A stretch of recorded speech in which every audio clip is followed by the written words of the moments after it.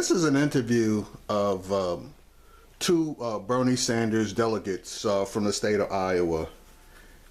And I'm making this video because it just illustrates how dangerous people who don't actually understand the political process can be. Now, they both are I guess, Bernie or die people. Maybe they're not, but some of the things that they stated just didn't seem to make a heck of a lot of sense.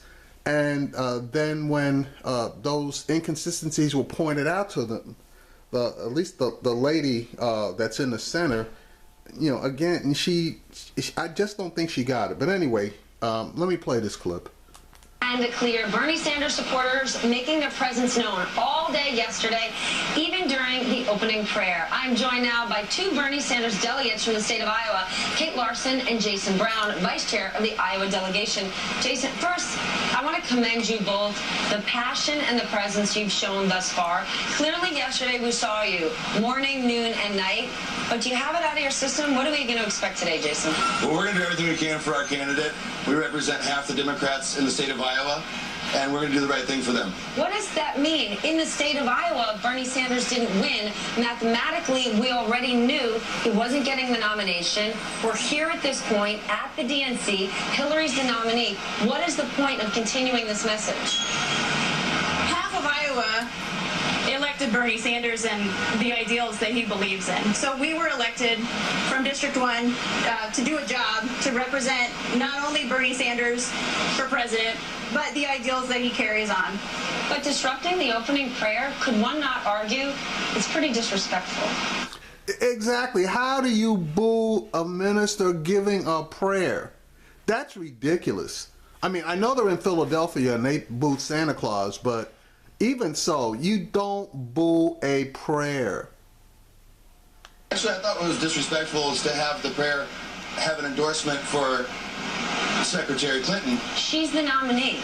But technically not yet. I think... Hold on one second. Mathematically, it is impossible today, as it was weeks ago, for Bernie Sanders to get the nomination. So why would it say... Technically, this is Hillary Clinton's show. Bernie Sanders himself asked you last night, step down. Sarah Silverman, who is a Bernie or bust, said, you are being ridiculous. So help me understand, what's the point? I was not one of the people booing, and Senator Sanders did get the majority of caucus votes in our district. But he's turned the page. Should we not believe Bernie Sanders, he built the fire, he lit it, and now he's saying, guys, time to put it out. Are you not listening to your candidate? Well, I would argue that he's not saying that we put anything out. He's saying we need to continue and fight harder. For Hillary Clinton. He said it last night. For progressive candidates. And we've made a lot of progress, and we do have some faith that she has gone farther left and will support things that we care about. So that's great. Part of the issue, I think, last night and why people got so rowdy, we've worked really hard for this candidate. Nearly half, around 40–46% of the people who were there last night supported this candidate, brought a lot of new Democrats in, have a lot of new passion and fire. And it was supposed to be Bernie Sanders' night, right? He's speaking. There was very little mention or recognition of the candidate. Now, I don't know what they were watching, but the majority of the people out there were Bernie Sanders surrogates and supporters. So they weren't, you know, when they just start talking and they take a line of action that is pretty much indefensible, you start saying stupid shit, which is exactly what she's saying. The majority of the people that spoke last night, okay, were basically Bernie Sanders supporters, okay? Now, obviously, people have gotten on board with Hillary Clinton, okay? And Elizabeth Warren, if we're just going to back up, Elizabeth Warren didn't really jump in there until after, you know, the smoke had cleared. Obviously, Michelle Obama is with Barack Obama, and once everything went down, obviously they came in for Hillary, but they hadn't declared any allegiance to anybody before it was actually decided. Okay, you had Cory Booker. He was in for Clinton, but then you had the House of Representatives person from Minnesota, Ellison. He was definitely a Sanders guy. You had Sarah Silverman. She was definitely a Sanders person. There were a lot of people out there that were Sanders people that were on the podium. So what she's saying doesn't really make a lot of sense. Now, they weren't the people that were out there weren't what you would call, I guess, the A-list people, but you know they were definitely B-list people, and they got their time.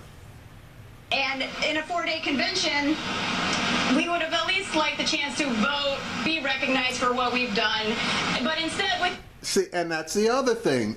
Bernie told you last night that there's going to be a roll call, and you guys are going to be able to vote tonight when they formally give Clinton the nomination.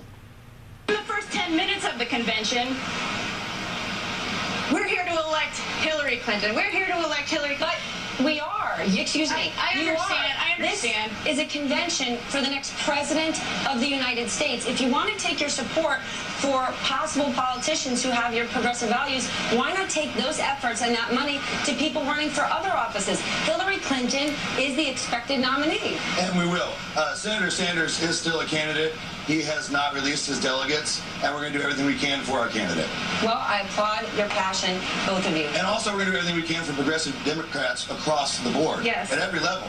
And believe me, we are down-ticket Democrats working very hard for our local races. Yes. Steve King, for example. Yeah, see, now he made sense, even though, you know, he knows that the delegates have not been released, so, you know, they got the right to hoop and holler for their guy, but not to be disrespectful. Made kind of an embarrassment of himself last week at the RNC. We have a fantastic candidate, Kim Weaver, who's ready to get him out in Iowa, and she's here today with us, so it's kind of exciting to have her here too. Well, you brought your passion, you brought your support. Jason, Kate, thank you. Thanks for having us. Thanks for joining us. Up next. All right, so, yeah, you know, they're, I'm not going to necessarily say that Bernie or bust, though it kind of sounds like it, but at the same time, these kind of people are needed. They are needed, especially by Clinton, because she doesn't really generate a lot of energy, whereas Bernie has generated all the energy in the world. The trick's going to be to put the two groups together to get level-headed people with a lot of energy. I think it can be done. I had made up my mind that I'm not going to live in the past.